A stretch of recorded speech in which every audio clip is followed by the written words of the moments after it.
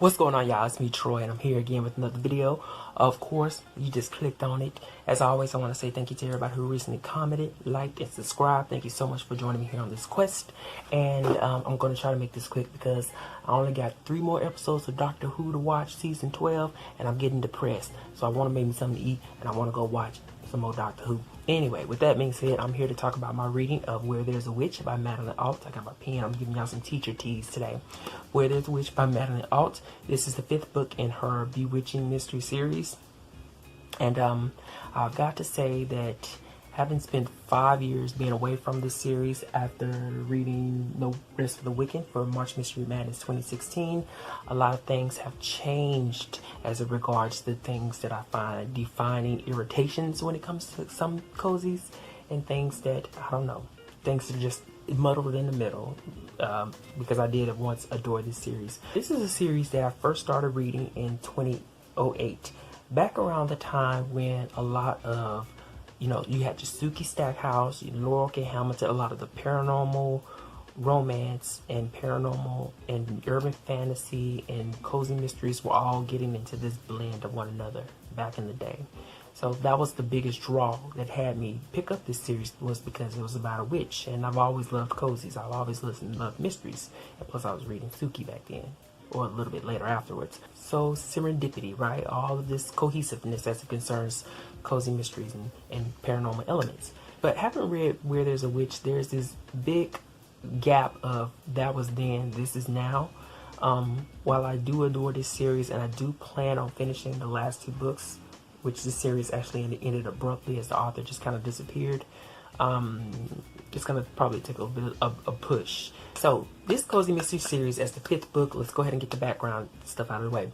It follows this woman named Maggie O'Neill, who's like 28, 29, 30, that whole age range, named Maggie O'Neill, okay? She identifies as a witch, and it's not a witch in like the paganism and Wiccan kind of paranormal sector of terms.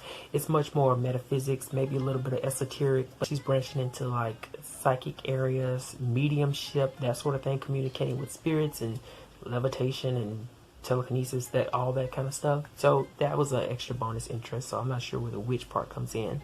But her name is Maggie. She is sort of the protege or an apprentice to this English woman named Felicity Dow. And Felicity Dow owns this magic shop that is really strange. It ties in New Age with magical antiques with selling tea and coffee. Befuddlement, okay? It ties all that stuff in together. But the two of them, they live in this fictional community called Stony Mills. Because, like I said, Maggie is Felicity's protege and apprentice. At the beginning of the series, it was Felicity that trained her, you know, tried to guide her as it regards, you know, being a witch, you know, her witchy powers. So that right there is just the background. Now we have to talk about what Where There's a Witch is about. So Where There's a Witch is about has our main protagonist, Maggie O'Neill, working alongside 2 co-workers of hers, 2 co-workers who are actually teenagers. One of them name is Tara. Tara, if you look at the labels and stereotypes, she's defined as like the emo type, the goth type. And opposite her is a girl named Evie. They're friends, of course. So Evie is what you would look at as like a little bit more preppier, more reserved, and probably the bubbly kind of cheerleader type, although I don't think she's a cheerleader. But nevertheless, these 2 girls were introduced early within the series. So looking at the 3 of them, there's Maggie, Tara, and Evie. And what's happening is that in their area, in their town, this evangelical church is having a fundraiser with the carnival theme. And the money and the proceeds they receive from the carnival are going to be put towards adding an addition to that church. And there's already a construction zone that's ready to be broken. And that's how our trio gets drawn in, as Tara's boyfriend is a construction worker and she has to confront him, and they decide to make it a whole big, you know, trifecta of, you know, confrontation as they go to the carnival, support the carnival, as well as confront her boyfriend about some teenage issues. And it is here at the carnival that our resident psychic, Maggie, starts to get these tingly sensations that's synonymous with spirits in this case. But she's much more led towards this argument that's happening within the vestibule of the church between another construction worker and a girl named Ronnie. And this argument, kind of the unsaid genesis of it has to do with some infidelity between these two characters. There's this implying that Ronnie was sleeping or having relations with the pastor of the church, if I'm getting that whole thing correctly. But nevertheless, Maggie walks in on that conversation, that argument, and as she tries to kind of calm and simmer things down and break them up and have them at least communicate in a much more lower tone, Ronnie ends up storming out of the church, and you don't see her until much later on. And by much later on, I mean Ronnie's body was found inside of the construction site near the church where they were breaking ground for this new addition to the church. There's this really interesting situation in which during the breaking of the ground, there was this hole found in the earth, and underneath all that was this room, and that's where Ronnie's body is found. So immediately after that, of course, the first suspecting character is Ronnie's ex-boyfriend, which was a man named Ty, one of the construction workers. With that being said, that's where there's a witch jumps off. They got to figure out what happened to Ronnie. You know, the poor woman was murdered and dumped into this hole, and there's some secrets tied to the hole itself. A lot of those secrets really reflect back or jump back to the pastor of the church, as well as his mother, who resides in an area nearby, as well as his wife as well. And that really is kind of the gist of it, because that pastor, his wife, and his mother are really the only suspecting characters that are given throughout this story. Upon meeting these characters, you would probably know, almost like me, almost immediately, who was the culprit. You'll probably even know what was the motive, what was the agenda, what was the reason why all of this had taken place, both from what happened in this hidden room, as well as what happened to Ronnie, who put her body in there. Everything in this book, as it regards the mystery element, is, I'm just going to say it, it's just glaringly obvious. It's just glaringly obvious. It's just right there, right in front of your face. You cannot miss it. Really, you can't. And I say that because the majority of this story is really the author giving Maggie all those cryptic messages and exploring all these different esoteric and, as I said, metaphysical avenues, you know, Ouija boards, psychic readings, and just a plethora of those different categories. It's really the author going into those cryptic messages from the ghost that was released from the hidden room, and how can our cast of characters translate each of these bits of whispered words and puzzling clues, you know, like letters and stuff that leads them to the secrets bound inside the hidden room, as well as linked to Ronnie's murder. So that's the majority of the book. Is really, to me, I found it that.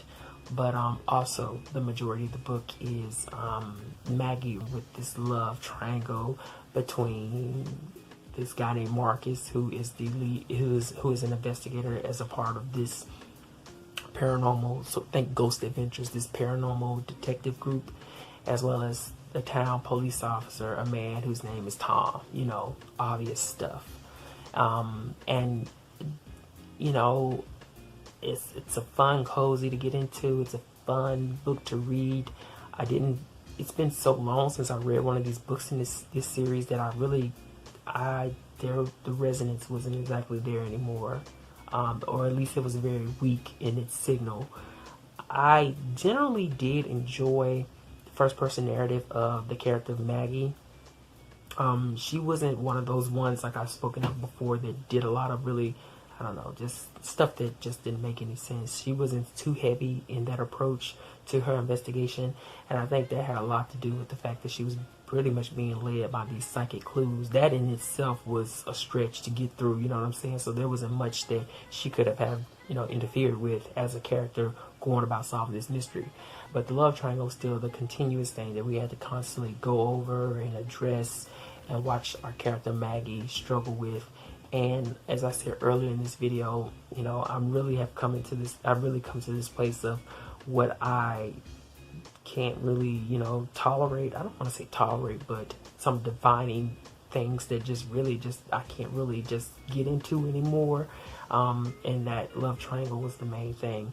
The majority of the time when I read it is just, I don't know, this book was published back in 2012, and it just read like a lot of things that I read back then, and a lot of things that I've been reading recently that, like I said, I just no longer really can get into. You know, it's the town police officer who has a history with our main protagonist. At one point, they either went to school together or they dated. You know, that was there, and he was the much more aggressor of the two. And then on the other end of the spectrum, you know, that's the hairy, woofy, gentle giant of a love interest that was, you know, on the opposite end of the spectrum. And then, of course, there's Maggie in the middle, going in tug of war between each one. One is much more gentle and sweeter than the other, and the other one is a tangle of issues. And that was it. That was it. Very straightforward book. The majority of the time was spent with Maggie receiving clues from this ghost that led her to, you know, the conclusion. And the majority of the time was her going into this match with this love triangle that she was in. And then from there, we just kind of floated our way to the end, which in the beginning of the book, as I said, when these suspecting characters are introduced, you already know what happened, who did it, why they did it, etc., etc. So you could probably watch this video and having not read this book and know exactly what it is that happened. But I do want to add that one of the things that the author did give to the reader was this tug of war between, you know, religion and, you know, Wiccan and religion. And, you know, there was this moment in this book or throughout the book where, you know, the author was playing with, you know, tolerance of one another. So that gave it an interesting twist of depth to it. But like I said, it only went so far, as you know, a lot of the most stapled elements that make up some of the cozies or some cozies was very much prominent in the storytelling. So, you know, that was unfortunate. If you could sweep some of that away and really focus in on that conversation of, you know, religion and different alternative religions, if you will, we would have had a gold nugget here. We would have had a gold nugget. That and the mystery. Straighten up that mystery. We would have had a gold nugget here. But, yeah.